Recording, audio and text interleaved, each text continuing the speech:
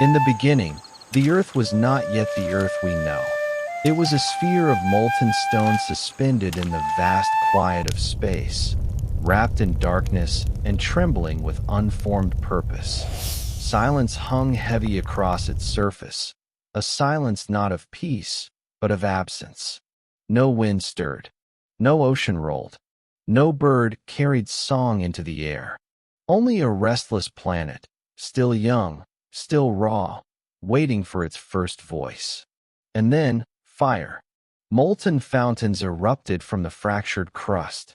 Lava spilled outward in glowing rivers, breaking the stillness. The planet had discovered its first language, its first cry, its first song. From that moment onward, Earth was no longer silent. Volcanoes roared, hissed, and thundered, carving sound into the void. Their eruptions echoed like a heartbeat, irregular yet insistent, reminding the cosmos that something alive had begun to stir here. What had once been a mute stone drifting in orbit around a star had found a way to speak. Thus, the Earth's earliest symphony was not made of strings or flutes or voices. It was the music of fire, the percussion of stone against stone, the deep-toned brass of magma forcing itself to the surface, the sigh of gases exhaled into the empty air. Volcanoes sang the first songs of the planet, and though their music was raw, it carried the essence of beginnings. Yet in this rawness there was meaning. Each eruption marked a transition, carrying the world from chaos into order. First, there was only molten heat. Then the eruptions cooled into stone, and the stone became land.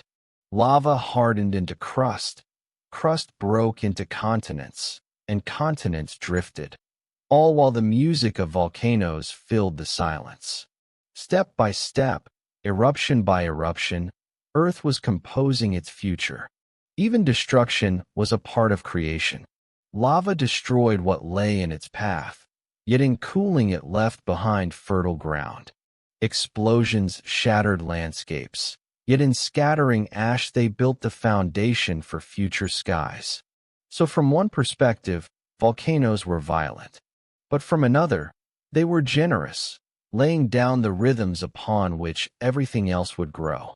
In other words, volcanoes were both destroyer and composer, both silence breaker and silence giver. Their voices rose not in chaos alone, but in transformation. To understand this is to step into a long continuum of change. For in every great eruption lies not only an ending, but also a beginning. And beginnings, however fiery, are songs. As time passed, the earth began to cool. Yet cooling did not quiet its song. On the contrary, the cooling created new textures in the music. Solid crust cracked and shifted, producing echoes of earthquakes. Magma pushed upward, shaping mountains. Gases billowed, thickening into clouds. Each of these processes was another instrument added to the score. In this way, the planet itself became an orchestra, guided by the baton of heat within its core. And like all great orchestras, it began with a powerful overture. The overture of Earth was volcanic. Even now, when we stand on the slopes of an active volcano, we are listening to echoes of that first overture. The deep rumble beneath our feet is the same voice that spoke when the world was new. The billowing smoke, the molten glow, the thunderous crack, these are not simply natural phenomena. They are the oldest verses of the planet's poetry, the original language of creation. Therefore, when we say volcanoes once sang the first songs of the planet, we are not speaking in metaphor alone. We are recalling an audible truth. The earth found its voice in eruption, its rhythm in fire, its chorus in the rising plumes of ash that climbed toward the sky. And with that voice came change. One thing led to another. From fire came stone. From stone came structure. From structure came balance. Without the volcanic songs, the earth would have remained silent, lifeless, a sphere of mute rock. But with them, it began its long journey toward oceans, skies, forests, and eventually us. The music was not delicate. It was not gentle, yet it was necessary. And in the end, it was beautiful in its own raw way. For beauty does not always arise from harmony. Sometimes it emerges from power. Sometimes it begins in chaos. Step by step, eruption by eruption, the earth taught itself how to sing. Its voice deepened through repetition, through centuries of fire, through endless cycles of eruption and stillness. In this way, the first murmurs of fire became the foundation of all other songs that would one day follow. Consider, then, the silence before volcanoes. What is a planet without sound? What is a world without expression? It is only a shell, only a waiting vessel. But when volcanoes erupted, silence was shattered. And with that shattering, the earth became more than stone. It became a storyteller. To this day, every volcano carries within it a memory of those first songs. Each eruption is both a repetition and a variation, a reminder of the planet's beginnings and a continuation of its music.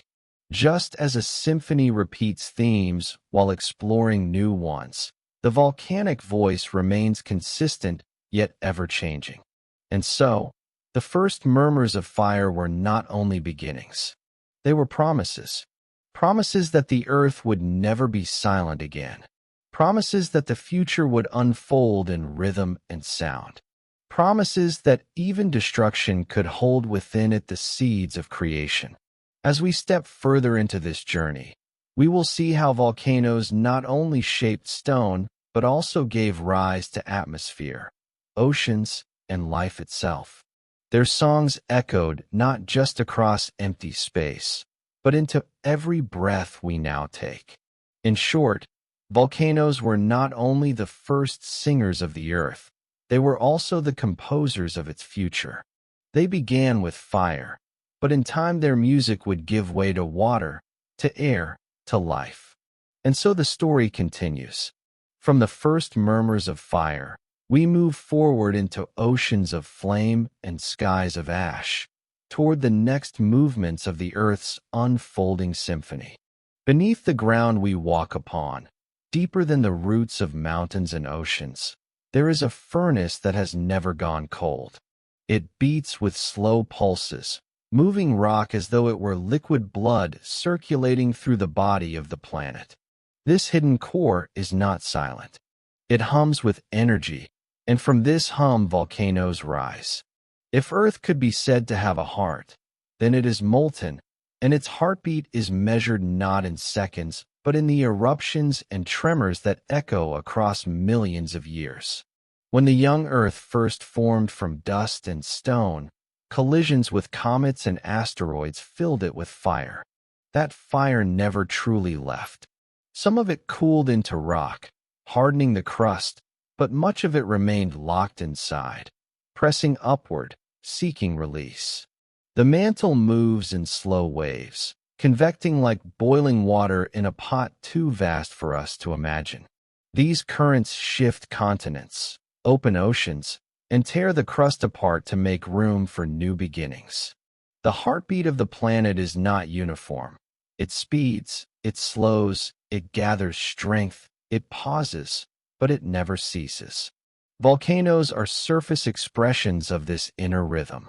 They are the places where the heartbeat becomes audible, where deep time announces itself in bursts of fire and stone.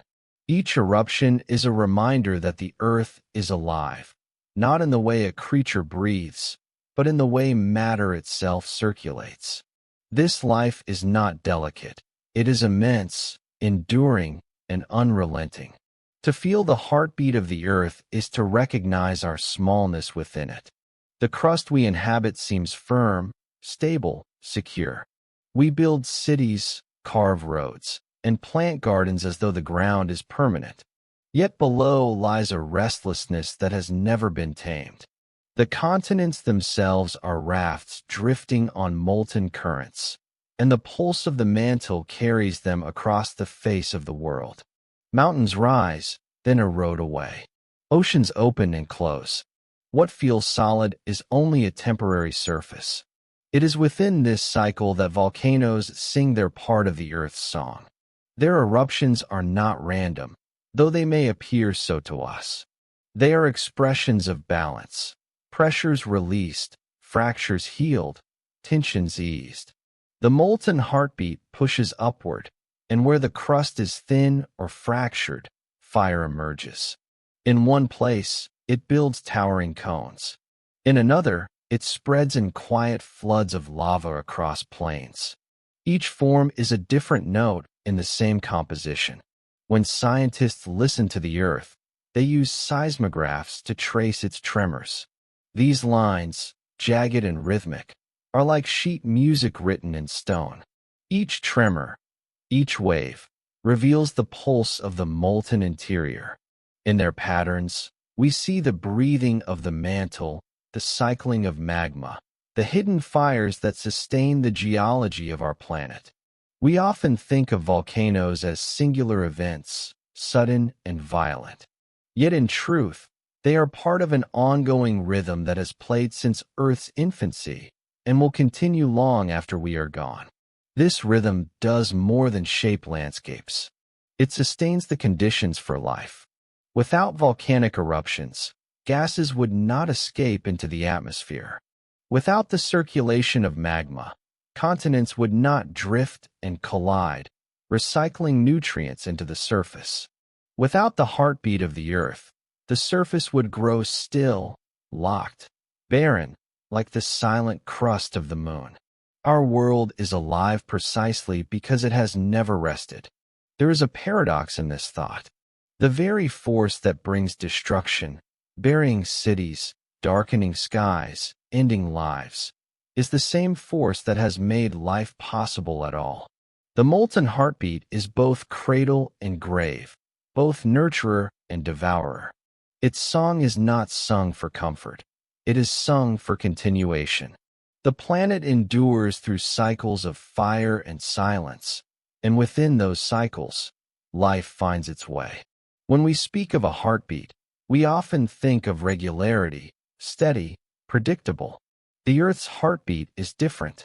It is irregular, vast, and unpredictable in human time. Yet on the scale of geological time, it is steady indeed. It has never stopped, not once since the Earth was born. Every eruption, every tremor, every plume of ash is a variation in the same eternal rhythm. To stand before a volcano, even a dormant one, is to feel this pulse. The mountain may seem still, yet within it is a restlessness inherited from the very heart of the Earth. And beneath that mountain lies a mantle that will not cease moving until the planet itself grows cold, billions of years from now. Until that distant day, the molten heartbeat will continue shaping land, sky, and sea. Perhaps this is why volcanoes have always stirred awe in those who behold them. They are not simply mountains. They are the breathing of the world made visible. They remind us that the planet beneath us is not a passive stage, but a living participant in the story of existence. Each eruption is an exhalation of the Earth, a moment when the deep interior speaks. And though we often fear these voices, they are the same voices that gave us air, oceans, soil, and time. The heartbeat of Earth is slow, but it is vast. It resonates through the ground beneath our feet, even if we do not notice it.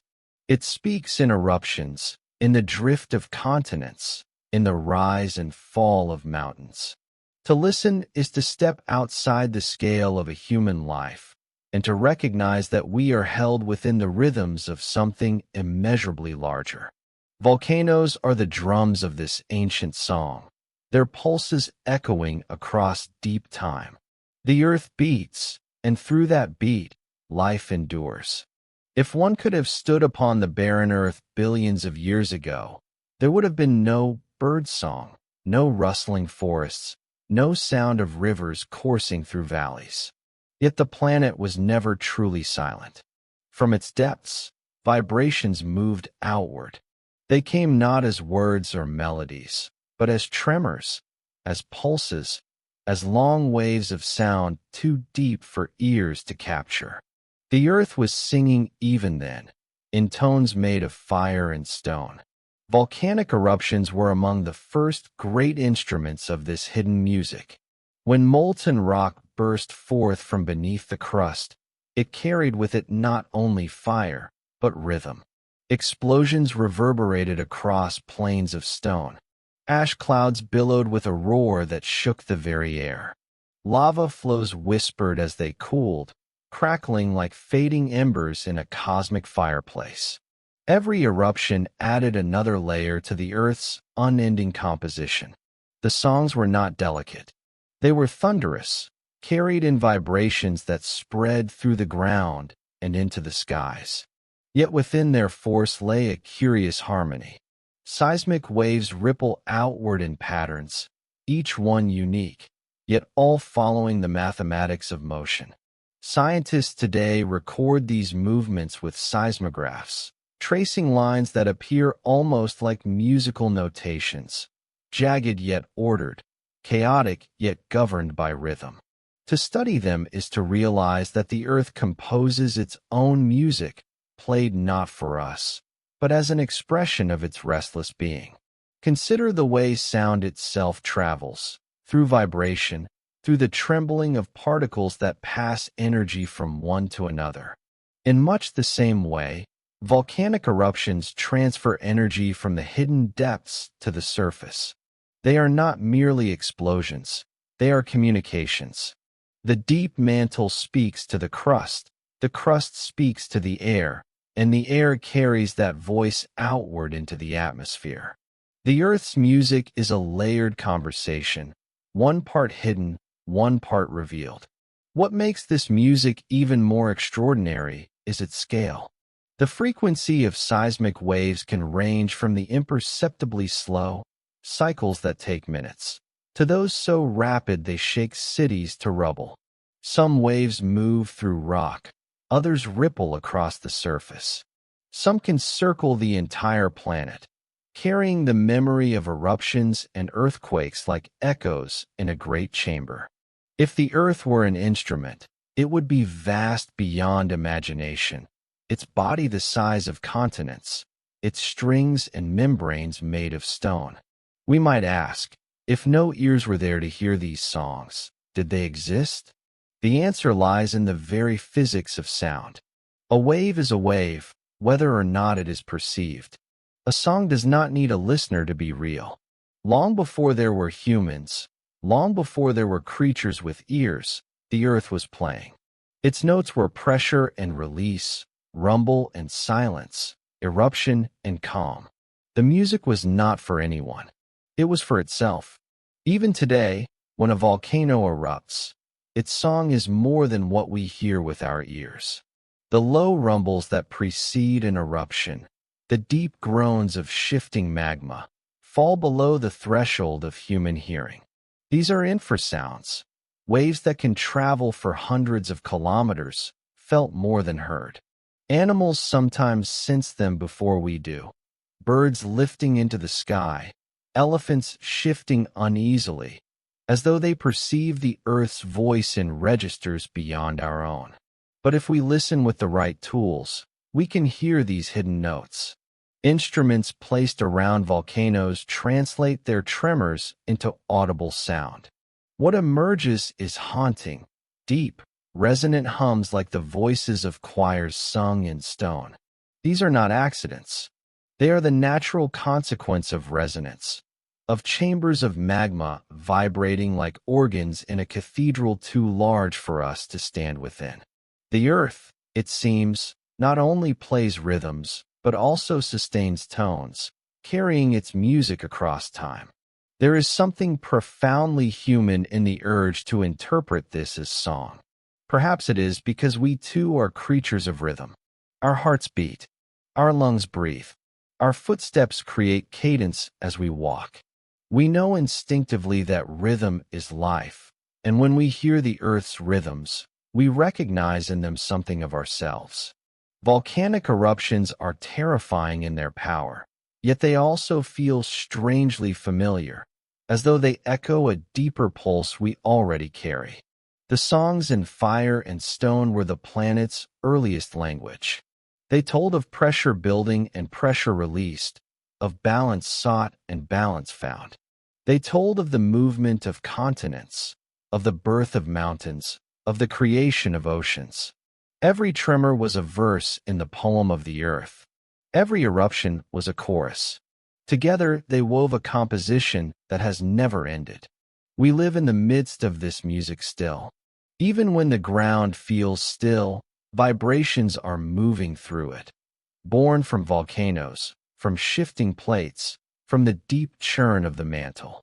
The earth is always singing, though most of its notes are too slow or too low for us to perceive. Yet they are there, resonating, shaping, carrying forward the same ancient music that began when the planet was young. To think of volcanoes in this way is to hear them differently, not longer only as threats or disasters, but as instruments in a vast and ongoing symphony. Their voices are deep, patient, and enduring. They remind us that music is not only made with strings or breath, but with the very materials of existence.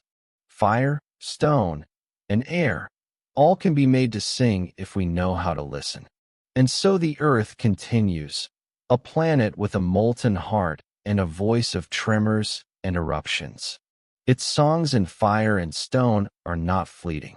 They are the background music of our existence, the deep soundtrack against which all life has unfolded. We are not separate from this music. We are born within it, carried by it, and shaped by it. To listen is to remember where we came from. The earth did not always wear a blue cloak.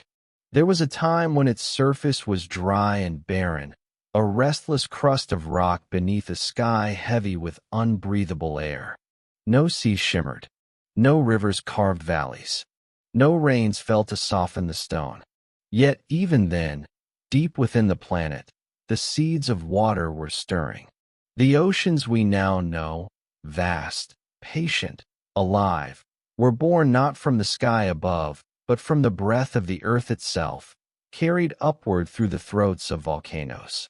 In every eruption, gases rose from molten depths: carbon dioxide, nitrogen, sulfur, and water vapor. What spilled forth was not only fire and ash, but exhalation, as though the planet were breathing into its own atmosphere. Steam billowing from fissures thickened the air. Over eons, this steam condensed, cooled, and fell back down as rain. Drop by drop, storm by storm, the waters gathered until low places filled, and the first oceans spread their shimmering sheets across the face of the world. Imagine the patience of this unfolding. Not a single flood, but countless cycles of outgassing and rain, centuries upon centuries of clouds forming and breaking, until the bare rock was drowned beneath tides. The earth's surface, once scarred and raw, became softened, sculpted, reshaped by the weight and motion of water. It was as though the fiery voice of volcanoes, in exhaling steam, gave birth to a second voice, gentle, flowing, and enduring, the voice of the sea. Without volcanoes, the oceans would never have existed. They were not gifts from elsewhere, not poured down suddenly from the heavens, but breathed from within, part of the planet's own hidden reserves. Each eruption was a promise. Each plume of steam was a whisper of what was to come. Over time, those whispers became oceans, and the earth, once a silent ember of rock, began to glow with blue. There is something almost paradoxical in this truth. Fire gave birth to water. Destruction gave birth to life's cradle. The same eruptions that covered the land in ash were also filling the skies with clouds. The same vents that seemed to devour landscapes were creating the very rains that would soften them. Out of chaos came balance. Out of heat came coolness. Out of breath came oceans. The first seas were unlike the ones we know today.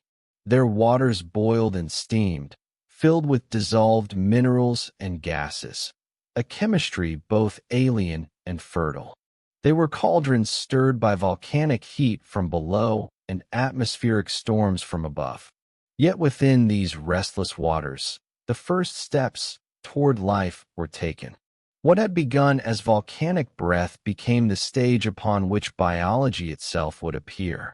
The oceans were not only cradles, they were laboratories, alive with reactions that would one day give rise to cells. To look at the sea today is to forget this fiery lineage. We see waves rolling, tides swelling, sunlight glittering on the surface. We hear the calming rhythm of waves upon the shore. But hidden in every drop of seawater is a memory of steam, of vapor exhaled by volcanoes in the deep past. The oceans are, in their essence, the breath of the earth made visible. They are volcanic exhalations gathered and stilled, spread into vast blue plains. Consider, too, how intimately water binds us to this history. Our bodies are mostly water. Our cells carry the salt of the sea, reminders of the ancient chemistry from which we came. To drink, to breathe, to live, all of it is rooted in the gift volcanoes once gave. When we swim, when we float, when we hear the sound of waves, we are returning to something ancient, something that began in volcanic clouds and rains. Scientists now trace this story in minerals, in isotopes, in the signatures left within ancient rocks. They find evidence of early oceans forming billions of years ago, their presence hinted at in zircons and sediments, their chemistry preserved in stone. These records tell us what myth once sensed, that water was born of fire, that seas are the children of volcanoes. Yet science also adds a deeper wonder. It shows us that this was not chance, not accident, but the natural unfolding of planetary processes. It was inevitable that a planet with fire in its heart would one day exhale oceans. And so the Earth transformed, from barren rock to blue sphere, from silence to symphony. The oceans did more than cover the crust. They reshaped the planet's climate, moderated its temperatures, and created the cycles that sustain life. Rain fell and rivers ran, carrying nutrients back into the seas. Waves wore down mountains, carrying stone to sand. The cycle of water began its endless circulation, a circulation that continues still, binding air, land, and sea into one unbroken whole. The oceans are not static. They are restless, moved by tides, by winds, by currents. Yet beneath their ceaseless motion lies their origin, the patient breath of volcanoes. Every crashing wave, every storm, every tide can be traced back to those first eruptions, those first exhalations that filled the skies with vapor. The seas sing a quieter song than the eruptions that birthed them, but they are songs nonetheless, songs of rhythm, of persistence, of endless return. To stand before the ocean today is to stand at the edge of a memory. The water that touches our skin, that swirls around our feet, once rose as vapor from the molten depths. The waves that lull us to sleep are echoes of volcanic voices. The salt that stings our lips is the taste of the earth's breath. Oceans are not only bodies of water, they are bodies of memory, the living inheritance of fire. And in this we find a profound lesson. The earth is not divided into separate parts, but is one whole, where fire gives rise to water and water gives rise to life. The oceans remind us that destruction and creation are not opposites, but partners in a larger rhythm. They remind us that we too are part of this rhythm, carrying within our very cells the history of breath, fire, and sea. The earth exhaled, and the oceans were born. The planet sang through volcanoes, and water answered with its own song. Together, They created the stage for everything that followed: the rise of life, the shaping of continents, the story of humanity itself. The oceans are not separate from volcanoes. They are their songs, carried forward, expanded, and made endless. Life is often imagined as something fragile, something delicate that requires calm seas, gentle air, and stable ground. But the first life did not begin in gentleness.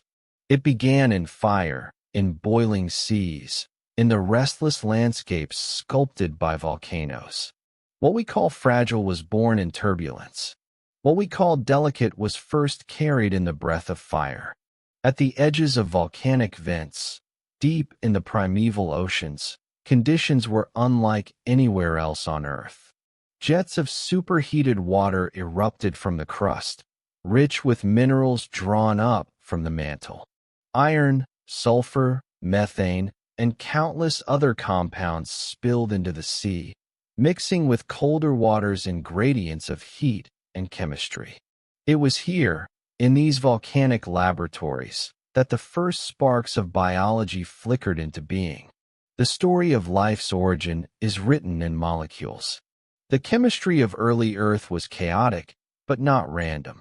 The vents provided both the raw ingredients and the energy to combine them. Complex molecules assembled in these crucibles of heat and mineral, some breaking apart, others enduring. Over vast spans of time, certain patterns repeated, growing more intricate, more resilient. Chains of carbon grew, folded, and danced in the currents. Boundaries began to form, thin membranes enclosing reactions, protecting them from the vastness outside. Within these membranes, the first whispers of life stirred. It is humbling to imagine the same forces we fear as destructive: eruptions, boiling seas, violent gases, were also the cradle of creation. Volcanoes were not only architects of continents, not only breath-givers of oceans. They were mothers of life, feeding it with heat and minerals, sheltering it in vents where chemistry could cross the threshold into biology. Fire and water, working together, became wombs for something entirely new. Hydrothermal vents, often called black smokers and white smokers, remain today at the bottom of modern oceans. Around them, entire ecosystems thrive without sunlight, drawing energy not from the sky, but from the minerals rising from the Earth's depths. Giant tube worms, ghostly crabs, and strange fish live in eternal darkness, nourished by microbial communities that trace their ancestry back to the earliest stirrings of life. To study them is to look into the mirror of deep time, to glimpse how life may have first arisen. These microbes are ancient alchemists. They take the raw elements of volcanic breath and turn them into energy. They live where others cannot, enduring heat and pressure that would crush most creatures. They remind us that life is not delicate, but adaptable. It began in extremes and has never forgotten its resilience. Even we, though far removed from vents, carry echoes of this ancestry in our chemistry. The same molecules that formed in those volcanic crucibles still animate our cells today. To think of volcanoes as mothers of life is to understand creation in a new way. Life was not placed gently upon the earth. It was wrestled from fire and pressure, coaxed into being by conditions that seemed hostile yet were fertile. Creation is not always gentle. Sometimes it is fierce, demanding, born from struggle and heat. Life's first breath was drawn in the shadows of eruptions, in waters laced with the breath of stone. There is poetry in the partnership of fire and water. Fire alone destroys. Water alone washes away. But together, in balance, they create. Volcanic vents embody this balance. They are born of fire, yet exist within the sea. They release destruction, yet harbor creation. They are contradictions, and within their contradictions, life found its beginning. Even myths echo this truth. Many cultures tell of fire as the giver of life, a flame stolen from gods to warm humanity, of volcanic mountains as places where creation began. Though wrapped in story, these myths may carry an ancient intuition that life and fire are inseparably linked, that the warmth of the earth itself is what made life possible. Modern science, in its own way, confirms this intuition. Experiments have recreated the conditions of volcanic vents, showing that amino acids, lipids, and even primitive membranes can form spontaneously under such heat and chemistry. These are the building blocks of life, assembled not by design, but by the patient hand of natural processes. The Earth, through volcanoes, performed its own experiments long before we learned to do so in laboratories. To sleep tonight and dream of origins is to imagine a world without forests, without skies filled with birds, without even the sound of waves upon familiar shores. Instead, picture a dark ocean, restless and hot, cut open by fissures in the crust. From those fissures rise plumes of shimmering water, rich with minerals, glowing faintly in the blackness. Around them, no eyes yet see, no minds yet wonder. But in the silent chemistry unfolding there, life takes its first uncertain steps. The earth sings through fire, and in that song life begins to hum along. In time, these microscopic lives multiplied, evolved, and spread. They colonized the seas, transforming the chemistry of the planet. They laid the foundations for every future being. Yet their origins remain tied to the fire that first nurtured them. We too are children of that fire, though we rarely remember it. The warmth in our blood, the energy in our cells, the spark of metabolism, all can be traced back to those ancient volcanic cradles. Volcanoes were more than mountains. They were wombs. Their heat was not only destructive, but generative. Their breath did not only choke, but nourished. Their vents did not only tear the crust, but opened passages where chemistry became biology. Fire was not only a destroyer, fire was a mother. And in this recognition lies a quiet reverence. To live is to carry the legacy of volcanoes within us. To breathe is to echo the breath they once released. To burn calories, to generate warmth, to think, to dream. All are continuations of the chemistry first sparked in fire. We are not separate from volcanoes. We are their children, born of their songs, carried forward by their rhythms. When humanity first lifted its gaze from survival to story, it saw in volcanoes something more than stone and smoke. Fire rising from the ground was not ordinary. It was mystery embodied, a voice of the earth that no hunter, no farmer, no wandering tribe could ignore. And so, volcanoes entered the human imagination as sacred, dangerous, and divine. Long before science named magma or measured tectonic plates, people called these mountains gods. They were seen as the thrones of deities, the mouths of spirits, the furnaces of creation. A volcano erupting was no mere accident of geology. It was the earth speaking the divine, reminding mortals of its power. Fire was not simply fire. It was will, it was breath, it was judgment and gift. In Polynesia, Pele, the goddess of fire, was said to dwell within the crater of Kilauea. Her moods shaped the land itself.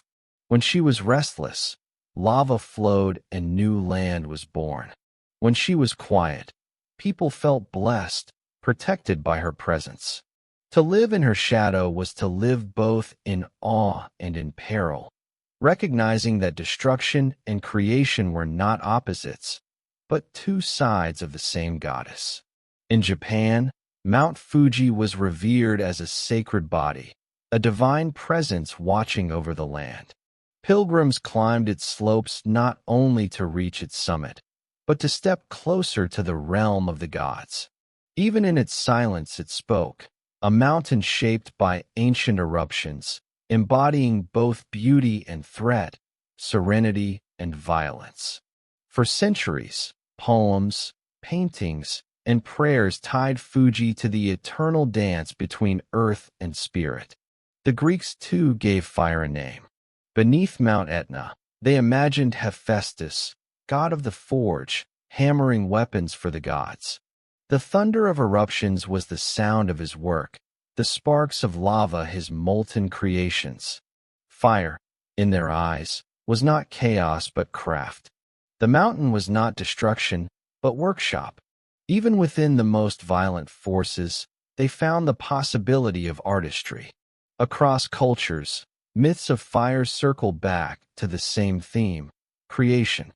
The Maori spoke of sacred embers brought by gods to warm the earth. The Aztecs told of gods sacrificing themselves in fire so that the sun could rise. The Norse remembered Muspelheim, the realm of flame, as one of the primordial worlds from which existence was shaped. Again and again, fire was not only feared, it was revered as the element that made life possible, that set the cosmos into motion. Why do myths of fire echo across so many lands and tongues? Perhaps because fire is both intimate and vast. It is the warmth of a hearth and the blaze of a volcano. It is a force that feeds us and a force that consumes us. To ancient people, fire was alive. It danced, it devoured, it transformed. It could be tamed, but never truly controlled. To see it burst forth from a mountain was to glimpse the sacred unhidden. Volcanoes embodied this paradox in the most dramatic way. They stood silent for centuries, then roared into life without warning. They gave fertile soil, and they buried villages. They were both gift and punishment, blessing and curse. Myths sought to make sense of this duality. If a volcano erupted, perhaps the gods were angry. If the land was fertile, perhaps the gods were generous. Myth transformed randomness into relationship, disaster into dialogue. But myths were not only explanations. They were also forms of reverence. To tell a story of Pele or Hephaestus was to acknowledge the mountain's power, to fold fear into meaning, to give chaos a voice. In speaking of volcanoes as gods, humanity was confessing its awe, shaping fear into worship, and finding comfort in imagining that destruction had intention. Even today, though science offers another lens, the myths remain. Tourists in Hawaii still bring offerings to Pele. Pilgrims still climb Mount Fuji in ritual. Communities near Etna still speak of its moods as if it were alive. These gestures reveal something enduring, that beneath the surface of modernity, we still feel the sacredness of fire. We still sense that a mountain is more than stone, that its eruptions carry meaning beyond chemistry. What myths offer is not factual truth, but emotional truth. They remind us that volcanoes are not only geological, they are existential. They embody the fragility of human life in the face of vast, unyielding forces. They embody creation itself, the way fire gives and takes, the way life is born from heat and ends in ash. To tell a myth of fire is to remind ourselves that we are small, and yet deeply connected to the rhythms of the earth. In the stillness of night, when one imagines the first storytellers gathered by the fire, it is easy to picture them pointing to a distant mountain glowing in the dark. Its slopes shimmer with lava, its roar echoes across the valley. Children listen wide-eyed as elders weave tales of gods shaping the land, of fire spirits forging the world. In those moments, science was not yet born, but wonder was. And wonder has always been the true beginning of knowledge. Volcanoes gave us more than land and life. They gave us myth. They gave us story. They gave us metaphors for creation, destruction, and rebirth. They were not just geological events, but narrative events, shaping the way humans thought of themselves and their place in the cosmos. The myths of fire were the first songs we sang about meaning, the first poems we carved into memory, the first philosophy spoken aloud around the flames. To dream tonight of volcanoes is to dream of gods with fiery eyes, of mountains breathing like living beings, of fire shaping destiny. It is to feel the weight of myth still lingering in our bones, whispering that even in science there is mystery. The fire that once erupted from the earth still burns in our imagination. And perhaps that is why we cannot look at a volcano, even in silence, without feeling that it is alive, watching, and speaking in its own ancient tongue. Long before forests breathed oxygen, before oceans shimmered blue beneath the sun, before any living thing drew in air and let it out again, the earth itself was breathing through fire. Volcanoes were its lungs. Their exhalations filled the young skies with gases that would one day cradle life. What seemed like destruction, fountains of molten rock, storms of ash, choking fumes, was in truth the slow weaving of an atmosphere. The early Earth was a hostile place. For billion years ago, its surface was raw and unstable, scarred by impacts, rivers of lava, and ceaseless eruptions. There were no seas yet to temper its heat, no trees to shade its surface, no winds as we know them to cool its fires. The sky itself was alien. If one could have stood there, one would not have found the familiar blue canopy, but a thick, restless haze. In those heavy skies, volcanoes spoke ceaselessly. They released steam, carbon dioxide, nitrogen, methane, sulfur. Each eruption was not merely an event of land and stone. It was a contribution to air. Water vapor rose in vast plumes, a gift from the deep mantle to the heavens. It condensed, fell back as rain, then evaporated again in endless cycles. Over time, this breath of steam thickened, cooling into clouds, forming the first long rains. From volcanic exhalations, oceans were born. The seas we know today, their waves, their tides, their immense silence, all owe their origin to the vapor carried skyward in the breath of volcanoes. Carbon dioxide, too, poured into the air in staggering amounts. At first it created a greenhouse world, trapping heat, keeping the infant planet warm despite a faint young sun. This warmth was paradoxical. Without it, Earth may have been locked in ice. With too much, it could have become a furnace. Yet the balance was struck not by design, but by the slow dialogue between fire and water, land and sky. Volcanoes exhaled carbon, oceans absorbed it, rocks weathered and locked it away. It was a long, uneven conversation, but it set the stage for stability. Nitrogen, released from the depths, thickened the sky into something substantial. Unlike water, unlike carbon, it was steady, unreactive, persistent. It became the background gas, the silent stage upon which all other atmospheric dramas would unfold. To this day, most of the air we breathe is nitrogen, an inheritance from volcanic breath, an invisible thread binding us back to those first eruptions. And then there was oxygen, not yet free in the air, but bound in volcanic gases, trapped in rocks, dissolved in seas. The oxygen we breathe would come later, released by the first microbes who learned to capture sunlight. Yet even that story was prepared by volcanoes. For without the carbon dioxide they supplied, there would have been no photosynthesis. Without the trace metals carried by their ash, there would have been no spark for early metabolisms. Fire set the table, and life learned how to eat. Volcanoes, in their violence, gave Earth its climate. The rhythm of eruptions, great and small, determined whether the planet warmed or cooled. When gases were plentiful, the world swaddled itself in heat. When eruptions waned, the skies thinned, temperatures fell, and glaciers spread.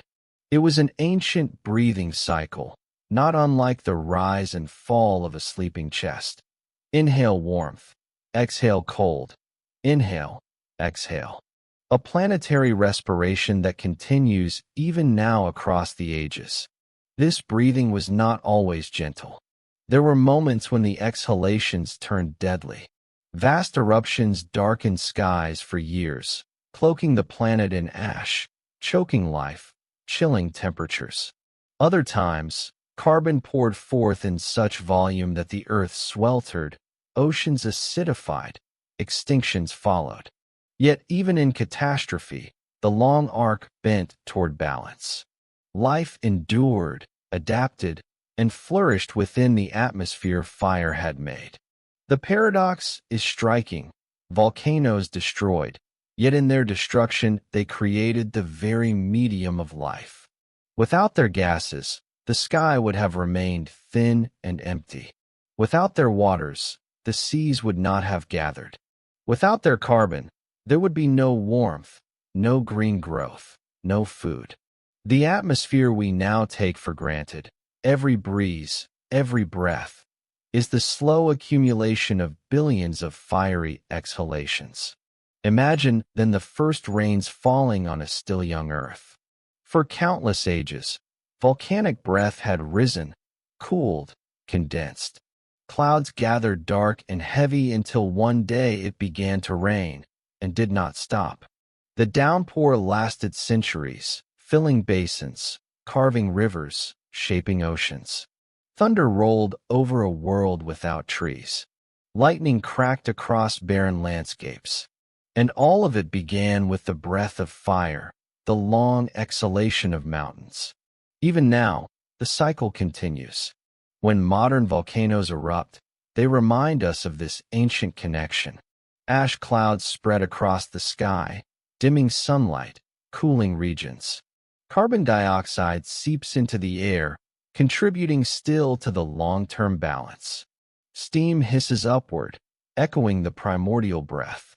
Though today we see them as interruptions, as disasters, in truth they are continuations of an ancient process, a breathing older than life itself. To breathe in tonight, slowly, deeply, is to mirror the planet. Our lungs take in oxygen shaped by life, but beneath that gift is another, older one. The nitrogen, the carbon, the silent gases volcanoes first gave. We are not separate from this fiery past. We are woven from it. Every breath carries within it the memory of eruptions, of molten fountains, of fire speaking to sky. The atmosphere is not just air. It is inheritance. It is the residue of fire, the patience of rain, the dialogue of stone and water, gas and wind. To remember this is to remember that we are children of a breathing earth, that the sky we look up to is not empty, but filled with the voices of volcanoes still echoing after 4 billion years. The next time you look at a cloud, imagine it as an ancient breath, a vapor rising from fire long ago. The next time you draw in air, remember it as a gift of stone and magma, cooled and softened by time. And in that remembering, perhaps you will feel the quiet truth that every breath is a song first sung by volcanoes, the atmosphere itself a chorus of fire and air, a lullaby of the living earth.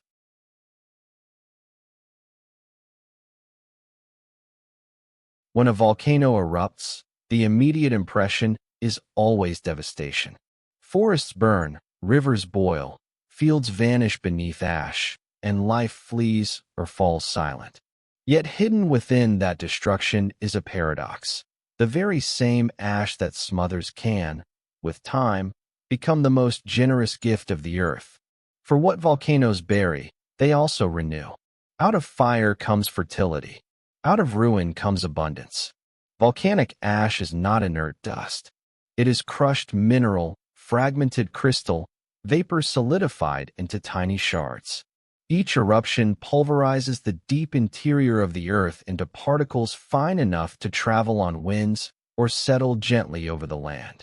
Though deadly at first, coating lungs, collapsing roofs, poisoning waters, this ash is rich with the ingredients of life: iron, magnesium, potassium, phosphorus, calcium, the hidden elements of stone made accessible.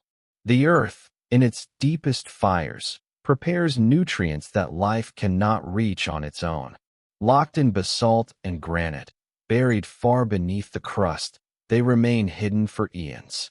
But when volcanoes erupt, they fling this secret pantry of elements into the open. Over years and centuries, rains leach the minerals from ash. Rivers carry them into valleys, soils absorb them. Slowly, what was once destruction becomes fertility. Some of the most fertile places on Earth owe their bounty to volcanoes. The slopes of Mount Vesuvius cradle vineyards that flourish on soils renewed by ancient eruptions. The coffee of Central America grows rich and dark where ash has fallen for millennia. The rice fields of Java, the tea plantations of Japan, the banana groves of East Africa, all rooted in volcanic ground. Civilization itself has leaned upon these soils, often without realizing that its bread and wine, its fruits and grains, its daily sustenance are the echoes of fire. Even in deep time, this cycle shaped the course of life. When plants first spread across the continents, they found their greatest foothold on volcanic soils. These surfaces, broken and replenished by eruptions, offered the minerals to build forests. Where ancient eruptions had scoured the land, new growth returned with vigor, stronger than before. The pattern was always the same: destruction, silence, renewal, a rhythm of fire and green. Volcanoes also gave gifts to the seas. Ash, carried by winds and rivers, settled into the oceans, delivering iron and other nutrients to waters otherwise barren. In response, plankton bloomed. Invisible to the naked eye, these blooms altered the chemistry of the atmosphere, producing oxygen, drawing down carbon, shifting climates. In this way, volcanic fertility extended far beyond land, reaching into the great cycles of Earth's biosphere. Yet the gift was never without cost. For those who lived near eruptions, the ash was both a blessing and a curse. Too much at once and crops were buried, animals starved, people fled. Too little and the soil would grow tired. The balance was delicate, as if the earth herself were reminding us that abundance and scarcity are two sides of the same breath. In myth, cultures often sensed this duality. Some saw volcanoes as gods of both wrath and generosity. In Hawaii, Pele is the goddess of fire, feared for her eruptions, but revered for the new land she creates. In Mesoamerica, volcanic mountains were sacred not only as sources of danger, but as givers of fertile ground. Across the world, people understood. To live in the shadow of a volcano was to live near both death and life, to place one's trust in the paradox of fire. Ash also played another, subtler role. It preserved. The same eruption that buried Pompeii beneath suffocating layers also sealed it away for centuries, keeping its streets and frescoes intact until rediscovered. The ash that once destroyed became a time capsule, a messenger from the past. Fertility was not only in the soil, but in the way memory itself was preserved by volcanic stone. Consider the quiet fields today where crops sway in volcanic winds. The farmers who till them may not think of the deep time of eruptions, but every harvest is a conversation with fire. Wheat golden in the sun, vines heavy with grapes, rice paddies shimmering with water, all of it, in some measure, the outcome of ancient ash dissolving into soil. Civilization itself is fed by the slow generosity of volcanoes. To see this truth is to see renewal in a different light. We often fear endings, ruin, and collapse. Yet the earth whispers through fire another story, that what falls to ash may one day rise again as life. Destruction is not always the final word. It can be the first syllable of a new beginning. Ash falls, rain comes, seeds root, and green returns. Always, in time, green returns. In this sense, volcanoes teach us about patience. The gift of fertility is not instant. Ash must weather, soils must settle, rains must wash minerals free. Years may pass before crops flourish, decades before forests rise. But when they do, they carry within them the memory of fire. Every leaf, every grain is marked by the patience of ash transforming into earth. The fertile gift of ash is, at its heart, a paradoxical song. It begins with silence, fields buried, life extinguished. Then, slowly, softly, new life emerges, nourished by the very substance that once seemed to destroy it. It is a cycle that mirrors our own inner landscapes, moments of loss, of collapse, that later give rise to growth, strength, renewal. In the ash of endings, beginnings are always hiding. So when you look upon a volcano, do not see only its threat. See also its hidden generosity, the vineyards on its slopes, the forests in its valleys, the oceans enriched by its distant breath. See the bread on your table, the fruit in your hand, the harvests that sustain humanity. All of them, in some measure, are born of ash. The earth, through fire, gives. The volcano, through destruction, nourishes. And in this endless cycle of burning and renewal, we find not only the history of our planet, but a quiet lesson that endings, even the fiercest, can be beginnings in disguise. For most of its history, the Earth has been a quiet planet, not silent, but hushed in ways our senses cannot easily perceive. The continents drifted in slow procession, rivers carved valleys grain by grain, winds shifted dunes, glaciers ground down mountains. All movements soft in their timescale, subtle as a breath stretched over millennia. To the human ear, such rhythms fall below hearing, the deep pulse of a planet too vast for us to notice. And then, without warning, silence shattered. Volcanoes erupted. Fire and thunder burst forth. From still valleys came fountains of flame, from mountain peaks plumes of ash that turned day to night. In a single moment, the earth revealed its other voice, not the whisper of erosion, not the slow music of tides, but a roar, a symphony of fire that rewrote landscapes in hours. The contrast between these two states, silence and fire, has always defined the planet. For millions of years, oceans might rest in calm, forests spread uninterrupted, skies remain clear. Then, in one eruption, everything changes. Lakes boil, skies darken, fields vanish beneath molten rivers. It is as if the earth plays long stretches of quiet notes only to strike, without warning, a chord so loud it resonates across time itself. This rhythm is not random. It is part of the deep workings of the earth. Beneath the crust, magma stirs constantly, seeking passage upward. Pressure builds, gases accumulate, and the silence grows tense. Like a drum stretched tight, the earth holds its breath. When the skin can no longer contain it, the silence breaks and fire sings again. What we perceive as catastrophe is, in truth, the earth's natural cadence, a cycle of restraint and release, of quiet and thunder. Silence itself is not lifeless.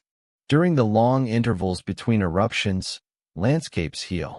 Ash weathers into soil, plants spread their roots, animals return. Civilizations flourish in these quiet centuries, building homes, temples, cities on the very slopes where fire once flowed. Silence allows life to dream it is safe, to imagine permanence. Yet beneath that dream, the pulse of magma continues, unseen, unheard, waiting. To live on Earth is to live inside this symphony. Every generation experiences only a small fragment of it. A few quiet decades, perhaps an eruption or two, but rarely the full arc. In truth, the Earth's music unfolds across scales vaster than our lifetimes. A single volcano may lie dormant for thousands of years, its last eruption a myth lost in time, its next eruption a surprise to a world unprepared. In that way, silence itself becomes deceptive, a pause we mistake for conclusion. The ancients often interpreted these rhythms as divine music. In Polynesia, eruptions were the chants of gods. In Japan, the stillness of Mount Fuji was revered as much as its potential fury, the mountain embodying both silence and fire. In Roman times, Vesuvius was thought dormant, a mountain of calm, until 79 CE, when its sudden song buried Pompeii. Again and again, humans have learned that silence is not absence, but prelude. There is poetry in this contrast.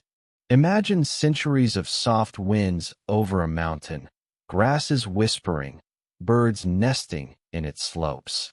And then, a single day when the mountain breathes fire, louder than storms, brighter than the sun, more final than war. The quiet years are forgotten, replaced in memory by the roar. Yet without the quiet, the roar would hold no meaning. The two are inseparable, each giving shape to the other. Science, too, reveals this duality.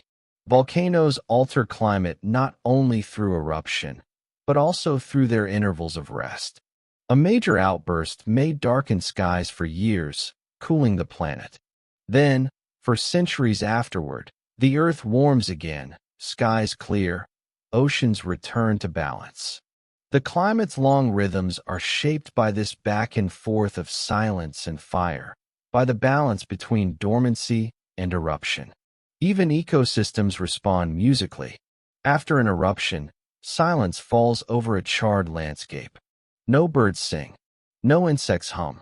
The world waits in stillness, scarred and empty.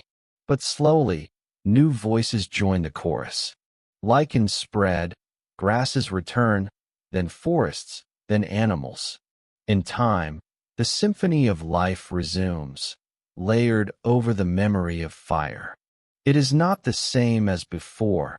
It is a new composition, one that carries the echo of silence within it. In this way, silence itself becomes a form of music. It is the pause that allows us to hear the fire more clearly, the stillness that frames the eruption. Just as a great symphony alternates between quiet passages and thunderous crescendos, so too does the earth alternate between calm epics and fiery upheavals.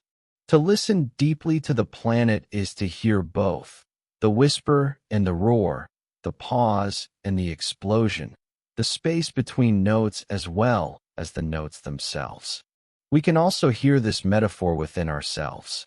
Our lives, too, are shaped by long silences and sudden eruptions. For years we move quietly, in routines, in steady rhythms. Then a single event, love, loss, discovery, transformation, erupts like fire, remaking our landscapes in an instant. We are not separate from the earth's music, we echo it. Our hearts carry the same pattern, silence and fire, rest and release. And so, the earth continues its performance. Some symphonies stretch across continents. Chains of volcanoes along the Pacific Ring of Fire, their eruptions resonating one after another like instruments in dialogue. Others are solitary songs, a single mountain erupting once in 10,000 years, but with such force that its echo shapes the entire planet's climate. In both cases, the theme remains the same: silence, then fire, then silence again. Perhaps that is why volcanic landscapes move us so deeply. We sense in their presence that we are standing inside a music older than humanity. The dark slopes, the steaming vents, the quiet forests growing on ancient ash, all are verses in a song we can barely comprehend. To live here is to live inside a composition written not in notes, but in stone and flame, in stillness and thunder. And as with any great symphony, the final truth is that silence is never empty. It is full of tension, full of possibility, full of the memory of what has been and the promise of what will come. In the earth's pauses, the next fire is already composing itself. In the quiet fields, the volcano dreams its next song. And when the time comes, silence will give way once more to fire, and the symphony will continue. For every tale of volcanic renewal, there is a counterpoint etched into the memory of the earth. Moments when fire did not nurture life, but unmade it. Volcanoes are not merely creators, they are also destroyers. Their voices can be lullabies that cradle new ecosystems, but they can also swell into dirges that extinguish entire worlds. In the vast timescales of planetary history, these destructive moments have been among the most consequential, shaping not only landscapes, but the very trajectory of evolution itself. Consider the deep past, over 250 million years ago, at the close of the Permian period. The Earth erupted into one of its most catastrophic songs, a chorus of fire known as the Siberian Traps. For nearly a million years, waves of volcanic eruptions unleashed torrents of basalt across what is now northern Russia. It was not a single eruption, but an unrelenting flood of fire, as though the Earth's core had torn open and refused to close. The air filled with carbon dioxide, methane, and sulfur. The seas turned acidic, and the climate wavered between burning heat and suffocating cold. Nearly 90% of marine life vanished, along with 70% of land species. The Permian extinction was so complete that it nearly silenced life's symphony forever. This was not the only time fire drowned the song of the living. At the end of the Triassic, volcanic outpourings again altered the balance, this time paving the way for the rise of the dinosaurs. Whole families of creatures disappeared, leaving ecological space for new rulers to emerge. Extinction, paradoxically, became the canvas on which life painted its next masterpiece. But to those who lived and perished in its shadow, it was nothing but silence, an abrupt and final stillness. Volcanoes can kill not only by their immediate violence, but by their long echoes. An eruption may last months, yet its gases linger in the skies for centuries. Sulfur aerosols scatter sunlight, cooling the planet. Carbon dioxide warms it over longer spans. The interplay of these forces can shift oceans, ice sheets, and weather patterns on global scales. Ecosystems, built carefully over millions of years, unravel in a geological instant. The Earth does not grieve, but its silence speaks of endings. Even in human memory, smaller echoes of these extinction songs remain. In 1815, Mount Tambora erupted in Indonesia, the largest eruption in recorded history. Its ash circled the globe, dimming the sun. The following year became known as the year without a summer. Crops failed. Famine spread. The cold seeped into villages and homes, and human history briefly bent under the weight of volcanic silence. Though Tambora did not cause extinctions on the scale of the Siberian Traps, it offered a glimpse into how fragile our world can be beneath the shadow of fire. The terror of volcanic extinction lies not only in the immediate destruction, but in its invisibility. Ash falls like snow, skies darken, but the true devastation occurs in the oceans and atmosphere, far from human sight. Tiny plankton die and seas turn sour. Coral reefs collapse. Forests wither, not from flame, but from the slow poison of gases. In these quiet deaths, entire food chains unravel. The silence creeps outward, unseen but unstoppable. And yet, within this cycle, there is an unsettling symmetry. Extinctions, though devastating, have always cleared paths for new beginnings.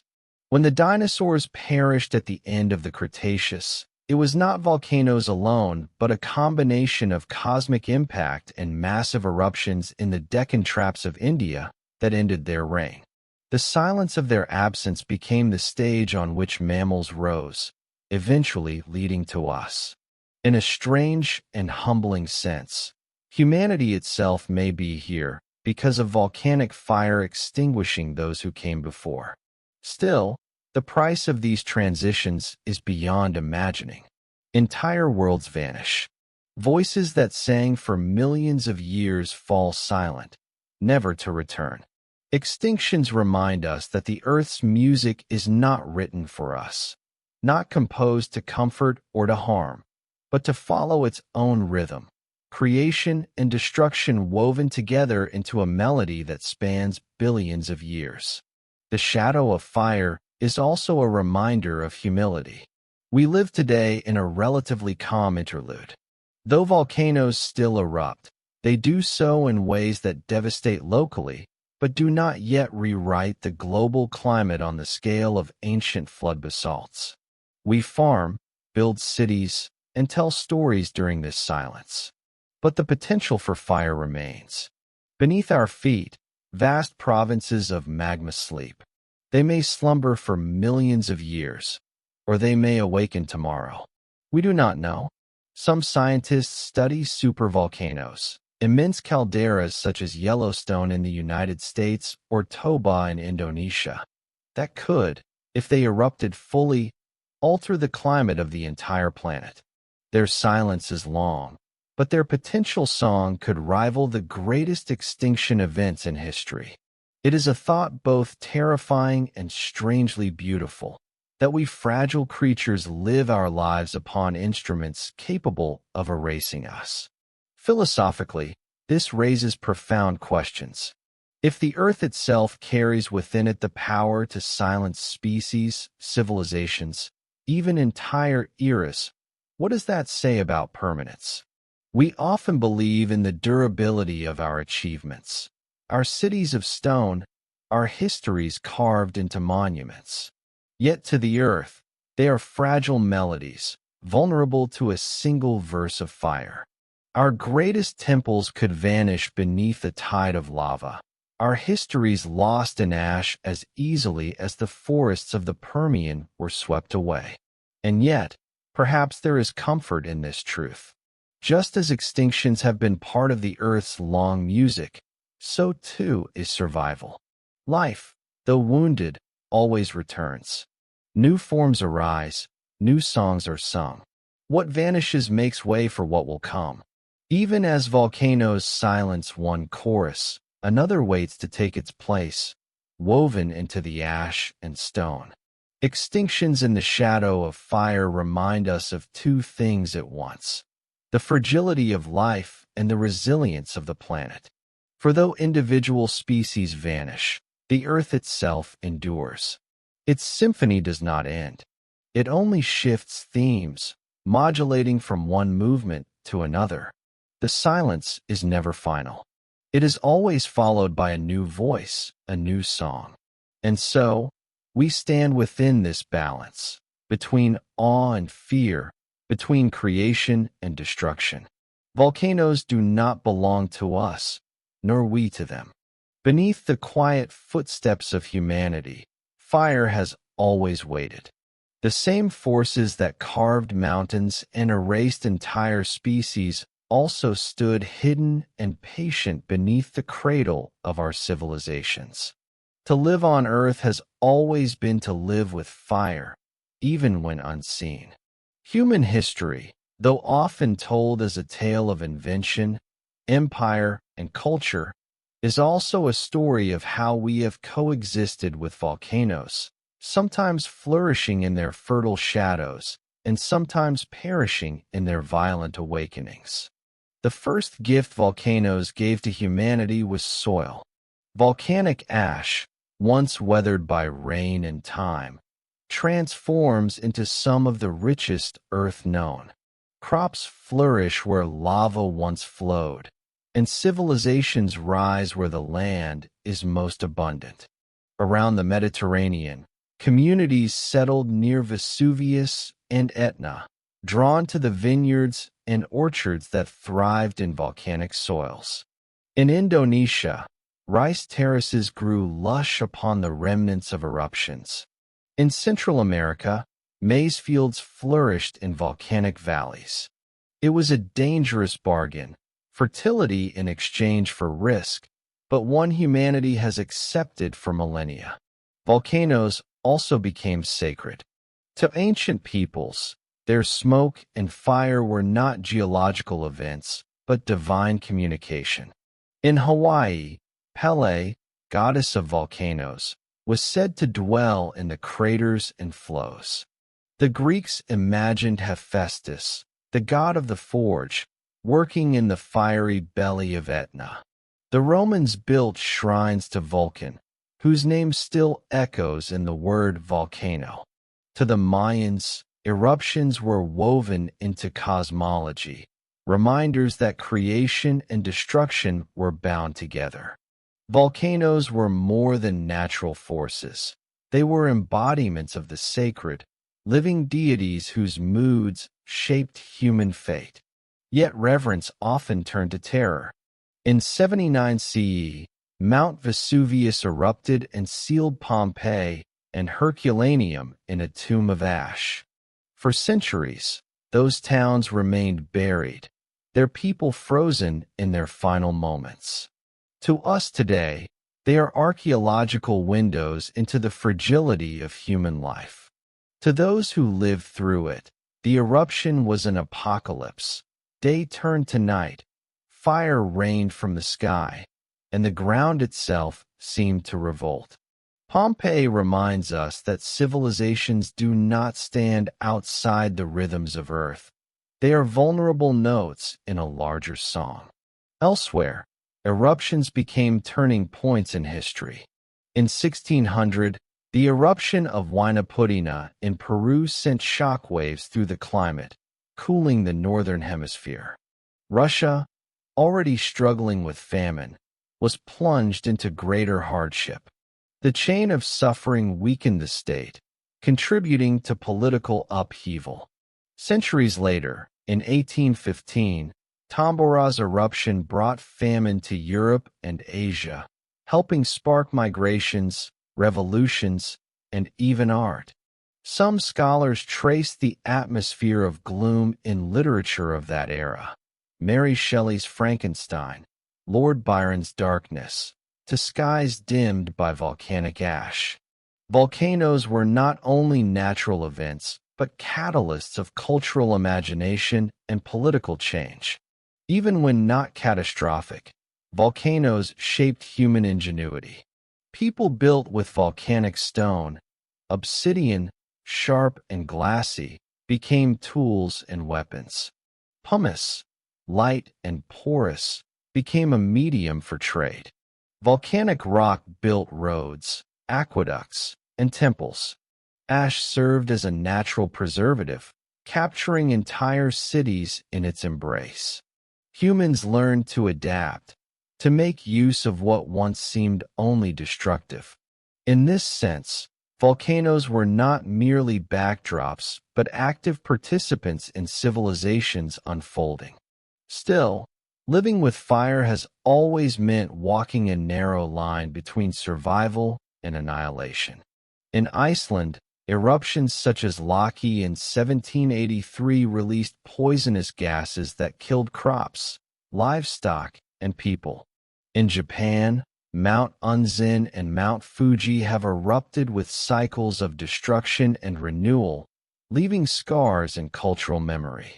Across the world, communities rebuilt again and again, each time weaving volcanic rhythms into their myths, rituals, and daily lives.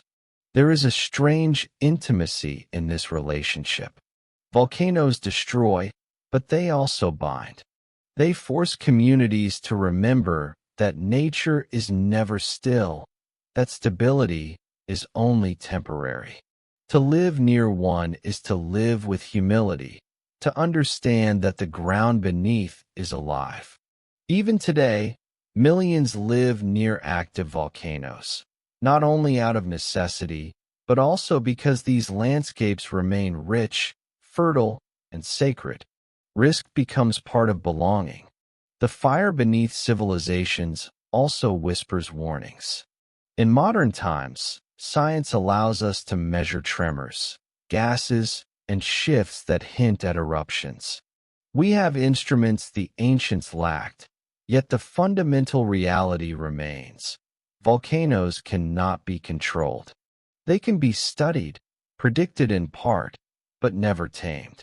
This knowledge humbles us, reminding us that for all our technology and mastery, we still live in the shadow of forces that shaped the Earth long before we arrived. Philosophically, this coexistence carries profound meaning. Volcanoes teach us about cycles, not only of geology, but of civilization itself. Empires rise, flourish, and collapse much like eruptions. They are bursts of energy, followed by silence, decay, and eventually renewal. Just as lava hardens into fertile land, so too do ruins give way to future cultures. The fire beneath civilizations is not only literal but symbolic, a reminder that our creations are temporary, yet also part of a larger continuity. We might ask, are volcanoes adversaries or allies? The answer is both and neither. They are reminders that creation and destruction cannot be separated. The soil that feeds us is the ash of past eruptions. The myths that inspire us are born from terror. The stones that build our cities are fragments of ancient fire. Our civilizations are not built in defiance of volcanoes, but in dialogue with them. As we look toward the future, the fire remains. Modern cities lie within reach of eruption zones. Naples beneath Vesuvius, Mexico City near Popocatépetl, Seattle within sight of Mount Rainier. Technology gives us warnings, but not immunity. If one of these giants awakens fully, the world will once again be reminded of how fragile human structures are compared to Earth's ancient forces. And yet, perhaps it is this fragility that gives our lives meaning. To know that our civilizations are temporary, that they exist only in interludes between fire, is to understand their preciousness. Our temples, our stories, our songs, all are brief flames in the long night of planetary time. But they burn nonetheless, brightly, defiantly, in the shadow of fire. The fire beneath human civilizations has shaped us in ways both visible and invisible. It has enriched our soils, inspired our gods, destroyed our cities, and altered our histories. It is a fire we cannot escape, but also one that has given us much of who we are. To reflect upon it is to see our place clearly, not masters of Earth, but participants in its eternal rhythm of creation and destruction. And so, as we live and build upon volcanic soil, we carry within us a deep truth. Civilizations may rise and fall, but the Earth continues its song. We are part of it, briefly, beautifully, precariously. Our task is not to silence the fire, but to live with it, to find meaning in its presence, and to remember that beneath all we build, the planet still breathes fire. Earth, the language of geology, before we could measure gases and magma, humanity explained the fire of the Earth through stories. Volcanoes were not eruptions of molten rock, but voices of gods, portals to other worlds, or the breath of spirits. In the myths of many peoples, volcanoes held a central place because they embodied a paradox. They gave life by creating fertile land, and they destroyed life with sudden fury.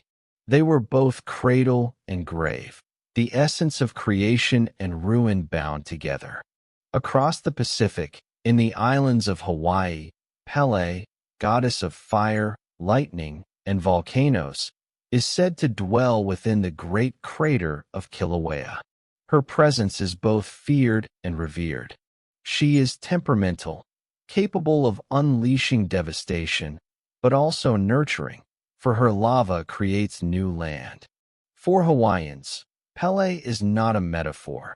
She is a living presence, a reminder that the islands themselves were born of her power. The flowing lava is her movement, the smoke, her breath. To tell the story of Pele is to tell the story of the island's very existence. In Greece, long before the scientific study of volcanoes, the mountain of Etna was believed to be the forge of Hephaestus, the god of fire and craftsmanship. The roaring eruptions were the sounds of his hammer striking an anvil, the sparks of lava his creations in progress. Here, the destructive force of volcanic fire was reimagined as the act of divine artistry, the universe itself being reshaped in the forge of the gods. Human craft, smithing, building, invention, found its divine parallel in volcanic creation. The myth offered meaning. Volcanoes were not random disasters, but purposeful acts of divine creation. The Romans, too, revered a god of fire, Vulcan, from whom our word volcano is derived. Each year they celebrated the festival of Vulcanalia, lighting bonfires in his honor, praying that he would spare their cities from destructive flames. Fire, in this mythic framework, was not only destructive but a force that demanded ritual respect. To neglect it was to invite catastrophe. Myths here served a practical role. They were instructions on how to live in a world where fire might emerge from the earth without warning. In Japan, Mount Fuji, serene and symmetrical, has long been a sacred site, worshipped as the dwelling place of kami, divine spirits. Though often quiet, Fuji has erupted multiple times in recorded history. Its myths emphasize the mountain as a place of origin and transformation, a bridge between the earthly and the spiritual. The eruption, when it came, was not random but a sign of divine presence. Fuji became a symbol of endurance, eternity, and the meeting point between destruction and beauty. Among the Maori of New Zealand, volcanoes are woven into genealogies of gods and ancestors. The mountains themselves are seen as beings, siblings born of the same primal parents who once fought and shifted across the land. Their eruptions are remembered as the aftermath of these divine quarrels. In such stories, the landscape itself is alive with memory, and eruptions are not merely physical but expressions of ancient familial struggles. To walk upon volcanic ground is to walk in the presence of ancestors still speaking. Further west, the Mayans of Mesoamerica tied volcanoes to their cycles of creation and destruction. The Popocatépetl and his Taxawatl volcanoes are tied to a tragic love story, a warrior and a princess who, in death, became mountains, his breath still rising as smoke. Here, the eruption becomes a sigh of longing, a reminder that even in geological violence the essence of human love and sorrow can be found.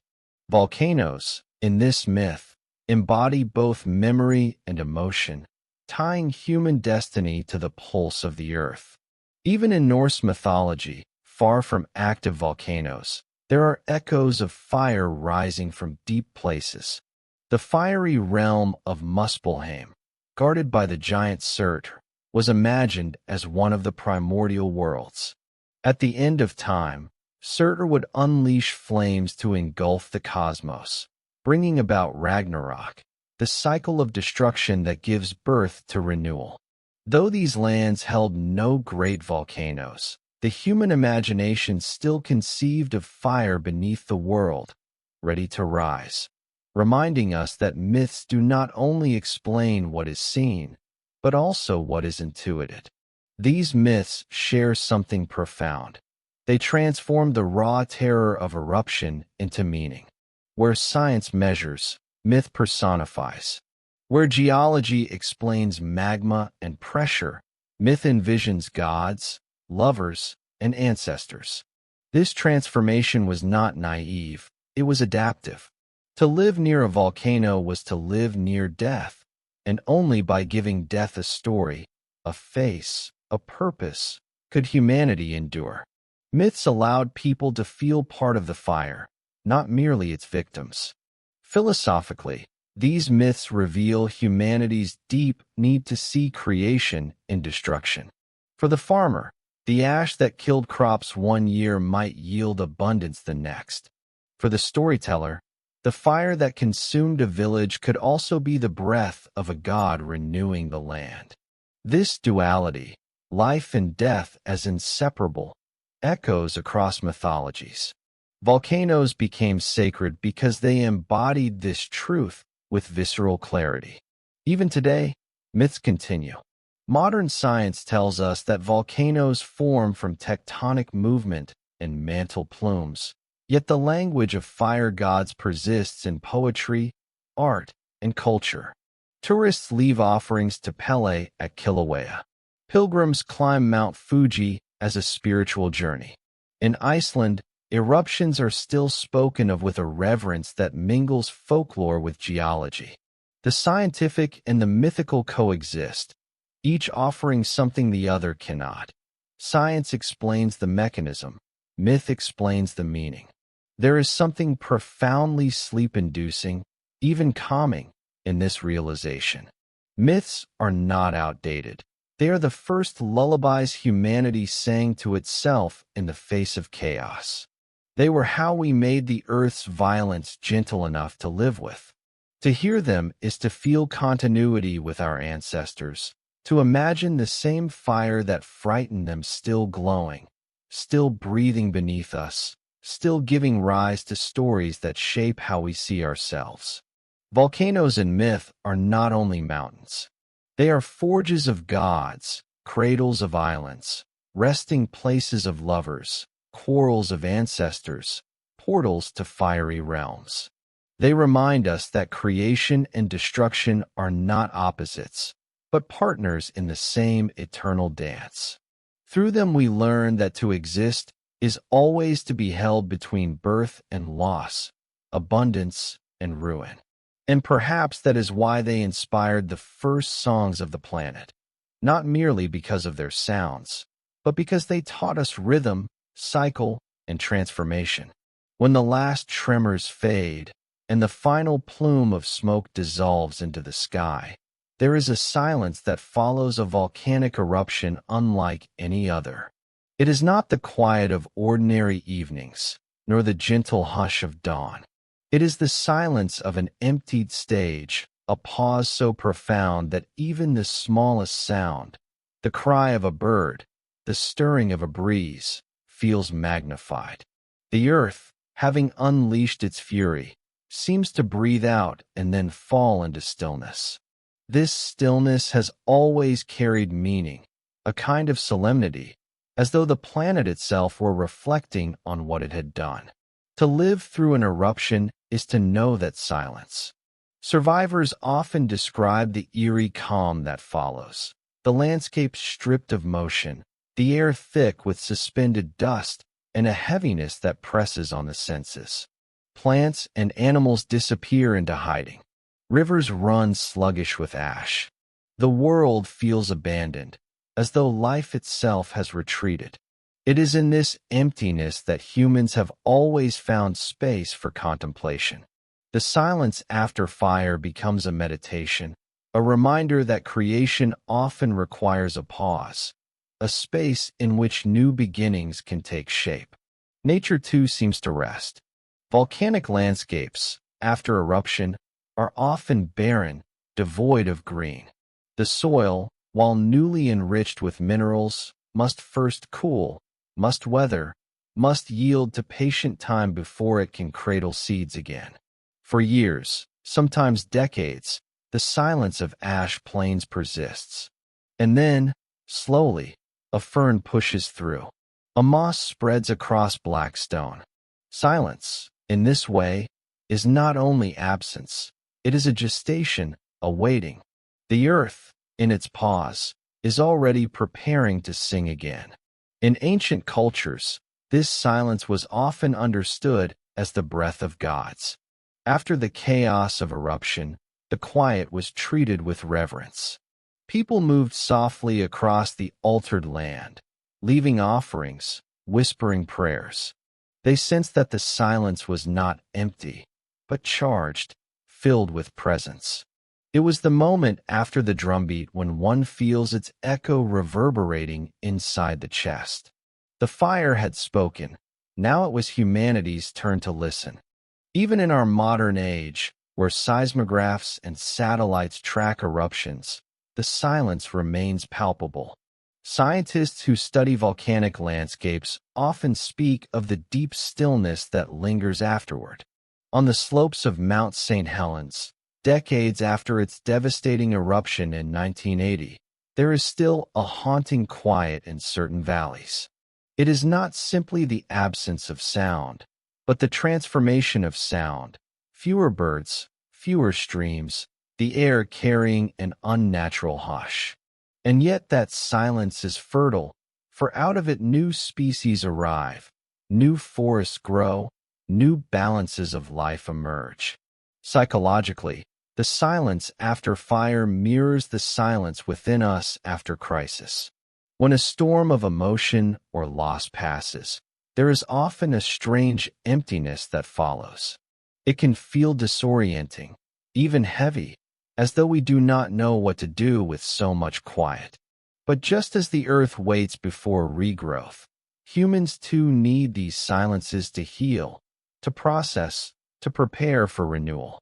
In this way, volcanic silence is not alien but intimately familiar. It reflects the cycles of our own lives. Artists and poets have long been drawn to this post-eruption stillness. The image of a darkened sky, of ash falling like snow, of landscapes turned monochrome, has been woven into works of art as symbols of both destruction and possibility. Silence becomes the canvas upon which imagination paints. Out of nothingness, stories grow. Out of the ash, myths are born. In silence, the human spirit hears echoes of its own resilience. Philosophically, the silence after fire speaks to the rhythm of existence. Every act of creation carries its opposite. Every crescendo demands a pause.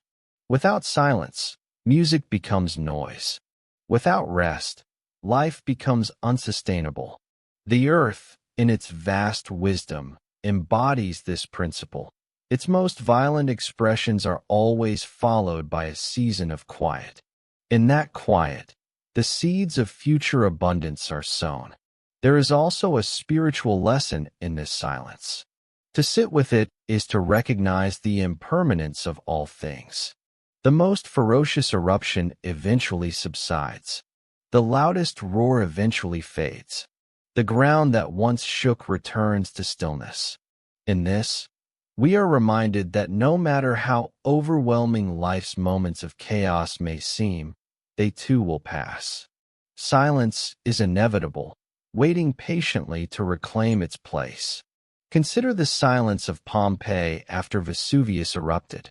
For those who witnessed it, the world was frozen, streets buried, lives preserved in ash, time itself paused. The silence was so complete that centuries later, when the city was unearthed, it felt as though the voices of its inhabitants were still caught within it, waiting to be heard again. The fire had ended, but the silence had immortalized a moment, turning tragedy into memory, absence into eternal presence. On a planetary scale, this rhythm of eruption and silence is part of Earth's ancient music. For billions of years, volcanoes have erupted, fallen silent, erupted again. Each pause has allowed ecosystems to reset, continents to form, atmospheres to stabilize. Without these intervals of calm, life could not have flourished. It is in the pauses, just as much as in the eruptions, that the story of Earth has been written. For those listening at bedtime, drifting into the spaces between thought and dream. The silence after fire invites reflection. It is a reminder that life's loudest upheavals are always temporary. That beneath the ash, soil waits to be reborn. That within the quiet, something unseen is already stirring. Silence is not empty. It is full of potential.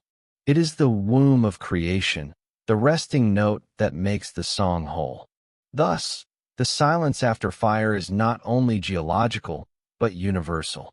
It belongs to landscapes, to civilizations, to human hearts. It is the hush that follows every storm, the pause between breaths, the stillness that gathers before new life begins. Volcanoes teach us that silence is not an end but a bridge, a moment of listening before the earth, or we ourselves, are ready to sing again. Would you like me to move next and to say? Stone remembers. Though it does not speak in words, though it carries no parchment or ink, stone is a keeper of memory older than any library. Volcanic stone in particular is a storyteller of fire and silence. Every cooled lava flow, every ash layer pressed into sediment, every hardened ridge or cavern etched by molten rock is a sentence in the planet's autobiography. To walk across a volcanic plain is to walk across pages written not by human hands, but by Earth itself. The memory of stone is long because it is patient. Where human records can be lost, burned, or forgotten, stone endures. A volcanic eruption that took place millions of years ago still leaves its signature on the land. Geologists, reading with the care of scholars, trace these signs: the tilt of basalt layers, the crystal patterns formed as lava cooled, the chemical fingerprints of past eruptions. Each clue whispers of times when Earth was younger, more turbulent, more alive with fire. Stone remembers not only the eruption, but the conditions of the air, the chemistry of oceans, the shifting of continents. It is the Earth's own archive, inscribed in silence and solidity. Volcanoes, in their dual role as destroyers and creators, leave landscapes that are vast repositories of memory.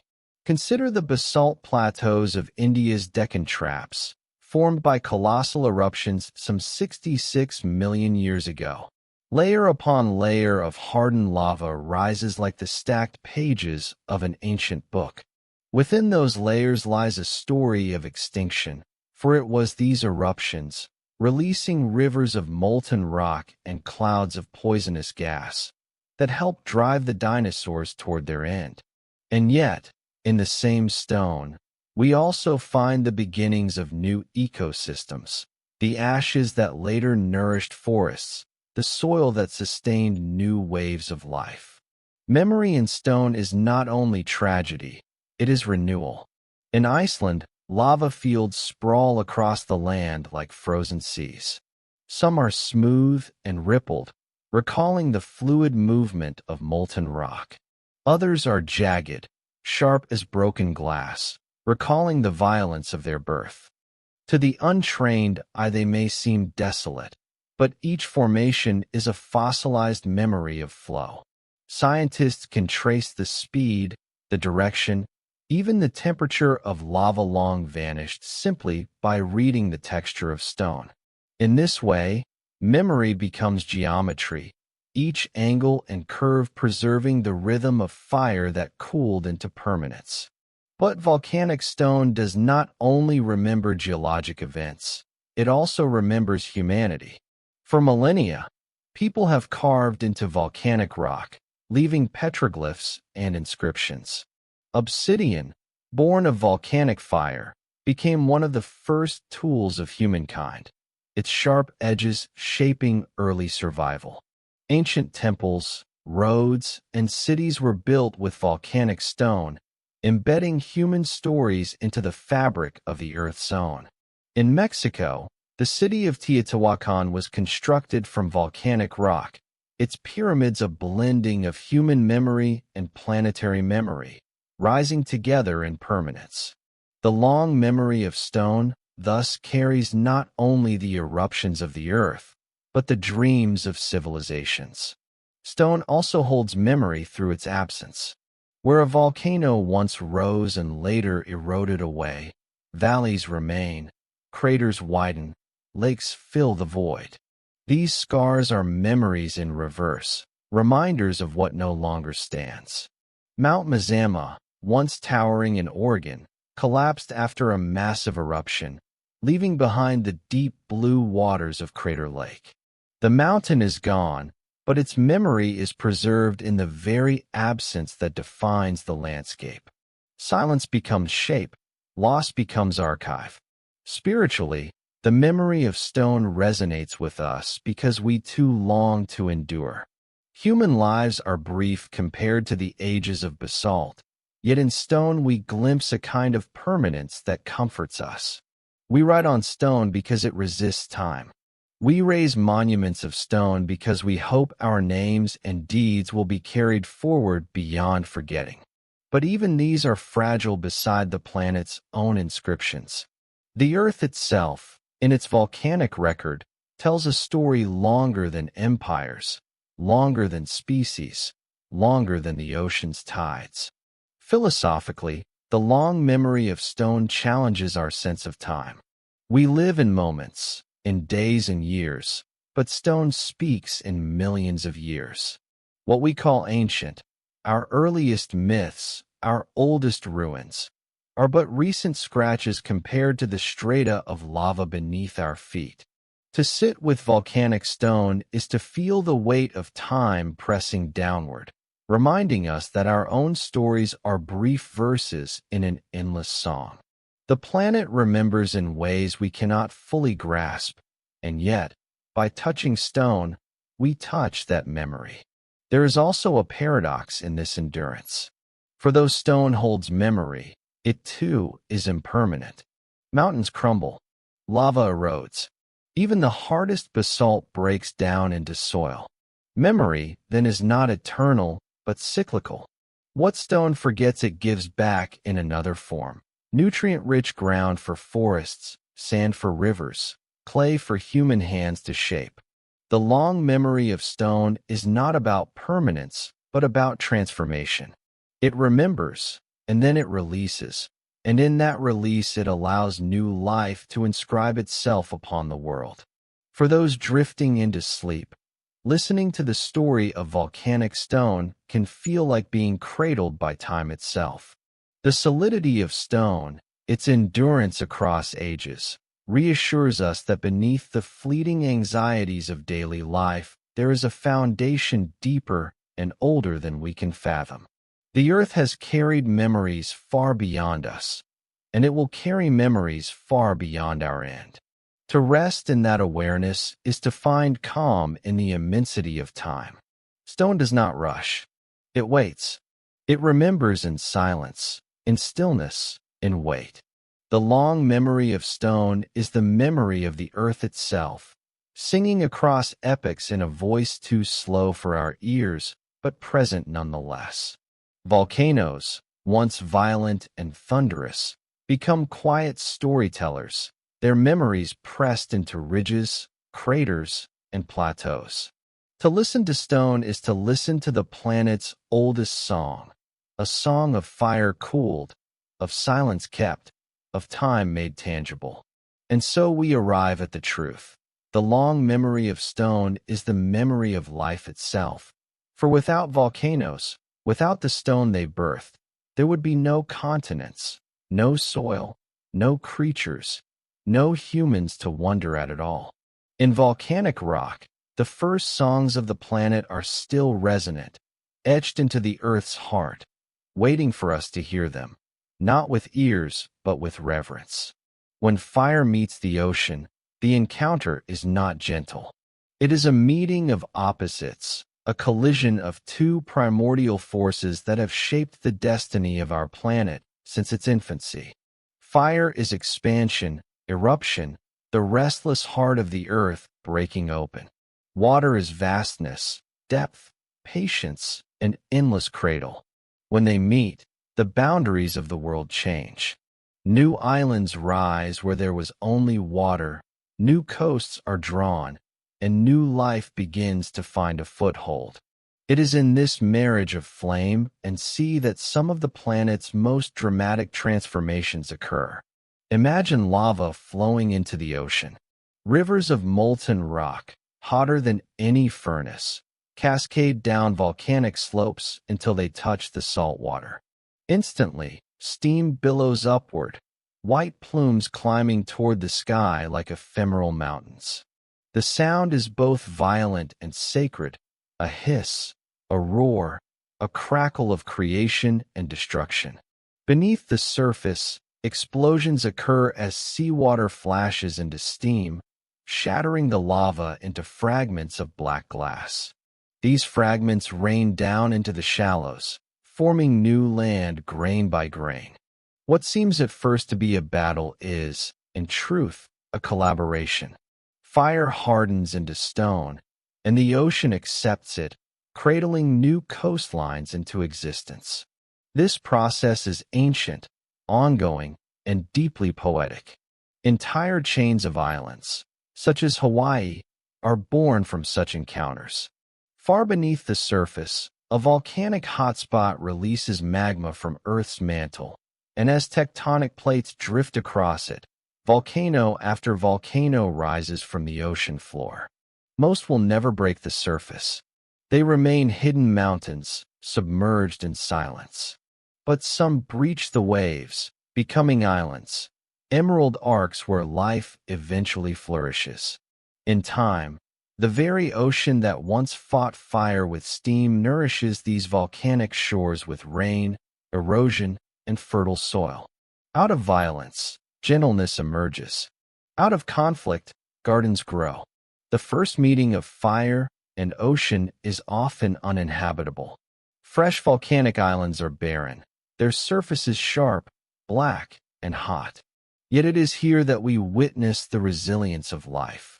Seeds, carried by the wind or drifting upon waves, settle into cracks in the rock. Birds arrive, resting upon the lonely stone, leaving behind droppings that fertilize the sterile ground. Slowly, plants begin to take hold, lichens first, then mosses, then grasses and trees. The raw dialogue of fire and water gives way to a chorus of life. Every volcanic island, no matter how lush and vibrant today, was once a battlefield of elements before it became a sanctuary. Science teaches us that much of the Earth's land has emerged in this way, through fire rising against water, through continents built by volcanic activity. Without volcanoes creating land where oceans once ruled, the Earth would be a water world, a sphere of blue without the grounding presence of soil. It is only because fire met ocean, only because molten rock refused to be subdued by water, that we stand here at all. Our very existence depends upon this ceaseless encounter, repeated countless times over eons. And yet, beyond the science, there is symbolism. Fire and ocean mirror the tensions within ourselves. We too are creatures of opposites, passion and calm, eruption and stillness, heat and coolness. When these forces meet within us, conflict arises, but so too does transformation. Just as volcanic islands grow from the collision of fire and sea, so too do new chapters of our lives emerge from our inner contradictions. The meeting of fire and ocean is not merely a geologic event. It is a metaphor for growth, for resilience, for creation born of struggle. There is also deep mystery in the underwater volcanoes that never break the surface. Known as seamounts, they rise in silence, unseen by human eyes, yet they are vital habitats for marine life. Around these hidden volcanoes, currents shift, nutrients rise, and ecosystems flourish. Fire shapes the ocean even in secret, reminding us that not all transformations are visible. Some remain submerged, hidden, but no less real. The ocean, for its part, does not simply yield to fire. It tempers it. Lava that enters the water cools rapidly, forming unique shapes like pillow lava, rounded, bulbous formations that speak of fire molded by water's embrace. In these underwater landscapes, we glimpse the balance of forces. Neither element wholly dominates. Each alters the other. Fire becomes solid. Water becomes reshaped. The two are locked in a dialogue that has no end. In Hawaiian culture, the goddess Pele embodies volcanic fire, while the ocean is both her adversary and her partner. Their stories speak of pursuit, of confrontation, of creation. Mythology gives voice to what geology describes, that the earth itself is alive, that its elements are not inert but filled with intention and spirit. When fire meets ocean, it is a story not only of physics but of myth, a cosmic tale reenacted again and again across the ages. To listen to this story is to feel small, yet connected. We are children of land that once hissed and steamed as it rose from the sea. Every rock beneath our homes, every grain of sand on our beaches, every fertile soil beneath our crops is the outcome of that encounter. When fire met ocean, it was not an ending but a beginning. And in this truth, there is comfort. Even in turmoil, even in seeming destruction, creation unfolds. For those drifting into sleep, the image of fire flowing into the ocean is soothing in its inevitability. The world continues to shape itself, whether or not we are awake to see it. Volcanoes erupt. Oceans receive. Islands rise. Time moves forward, carrying us with it. We need not resist the flow, for we are already part of it. Just as fire and ocean find harmony through conflict, so too can we find calm within the contradictions of our own lives. In the end, when fire meets ocean, what remains is neither flame nor wave, but stone. Solid, silent, enduring. The earth has added a new verse to its song, a new page to its memory. And in that stone the story waits, of heat cooled, of water transformed, of life yet to come. The earth is not silent. It never has been. Long before rivers carved valleys, before winds shaped deserts, before forests whispered their green hymns, the first songs of the planet were sung by fire. Volcanoes were the original musicians. Their voices carried in rumbles and roars, in hisses and thunderous eruptions. Each plume of ash, each cascade of lava, each subterranean groan was a note in a composition older than life itself. To listen to the planet is to remember that sound is not only human. It is cosmic, geological, eternal. These volcanic songs were not melodies in the way we know them, yet they carried rhythm, resonance, and tone. The vibration of magma moving through chambers beneath the crust was percussion. The explosive force of an eruption was the crash of a cymbal, immense and startling. The gentle crackle of cooling rock, the hiss of steam meeting the ocean, were the softer notes, a counterpoint to the grandeur. Together they formed symphonies that filled the young world, echoing through mountains, oceans, and skies. The earth sang itself into memory, and those echoes remain even now. Science gives us one lens through which to understand this music. Instruments placed upon volcanoes today detect their vibrations, translating tremors into audible sounds. What we hear is eerie, beautiful, otherworldly. Deep tones that rumble like the voice of a god, sudden bursts like thunder, continuous hums that seem to stretch beyond hearing. These are not inventions of imagination, but the actual breath of the earth. Volcanoes are instruments, their bodies resonating with the movement of molten stone, their eruptions a crescendo in an endless composition.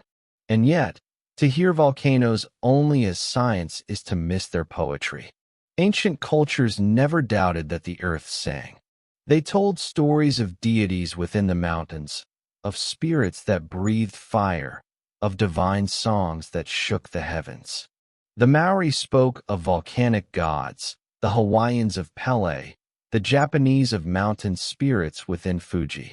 These myths were not fanciful distractions from reality. They were attempts to listen deeply, to translate Earth's music into human language. Myths gave shape to what science would later measure, and in doing so preserved the truth that the Earth is alive and sound. But why call these eruptions songs? Because songs are more than entertainment. Songs carry memory. Songs are how we preserve what cannot be forgotten. Volcanoes, in their eruptions, preserve the memory of Earth's earliest breath, encoded in stone, in ash, in islands and continents. They are songs because they transform silence into meaning. Out of stillness, vibration arises. Out of darkness, sound. Out of destruction, creation. A song is not only melody, it is transformation. So too is the work of volcanoes. The echoes of those first songs live within us. Our bodies are not separate from the earth. The iron in our blood, the calcium in our bones, the salts in our tears, all were forged in stars, carried in stone, brought to us through cycles of eruption and erosion. When a volcano roared millions of years ago, its ash settled into oceans, nourishing plankton, which in time nourished fish, which in time nourished the chain of life that led to us. Each eruption was a note that carried forward, echoing across generations until it became part of who we are. To hear a volcano is to hear an ancestor. Even now, though we may live far from volcanic landscapes, we carry their rhythms. The steady beat of a heart is percussion. The breath moving in and out of lungs is rhythm. The rush of blood in veins, the pulsing of neurons, the chemistry of thought, all are vibrations, all are echoes. Life itself is a song, and its roots lie in the same vibrations that once shook mountains. We are, in a sense, walking echoes of volcanic hymns, each of us carrying within ourselves the music of fire and stone. And so, when we reflect on volcanoes as singers of the first songs, we are also reflecting on the continuity of sound. The world has never stopped singing. The wind carries it. The ocean echoes it. The rain drums it. The trees whisper it. And deep beneath our feet, the earth still hums. The magma still moves. The volcanoes still breathe. The first songs are not only memories, they are ongoing. The symphony never ended. It simply changed instruments. To sleep with this thought is to rest within a cradle of sound. Imagine the earth as a great body, and we, small as we are cells within it. Its heartbeat is the tectonic shift, its breath the eruption, its silence the waiting between songs. We are inside the song, participants in its rhythm whether we notice it or not. Our worries, our struggles, our triumphs, all are brief notes within this vast symphony. And yet, no note is wasted. Each belongs to the whole. In the future, long after we are gone, volcanoes will continue to sing. Islands will rise, continents will shift, new landscapes will form.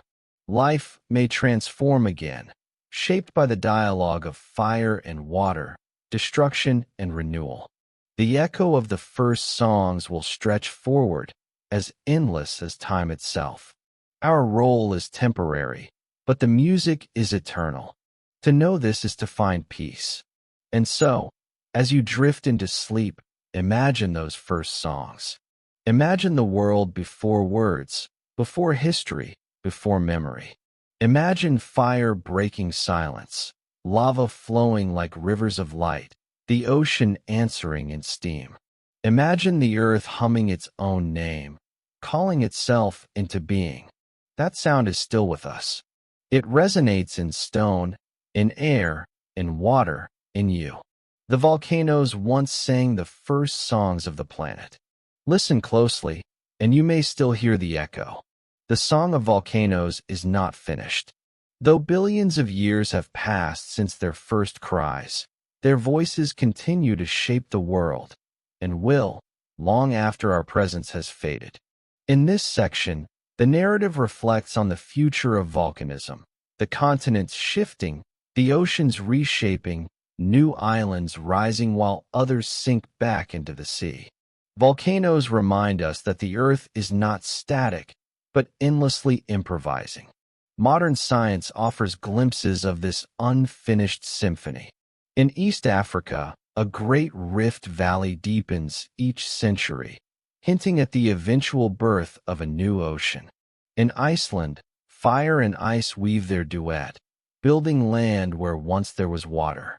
In the Pacific, hot spots continue to raise chains of islands, each one destined to become the fertile ground for life's future chapters.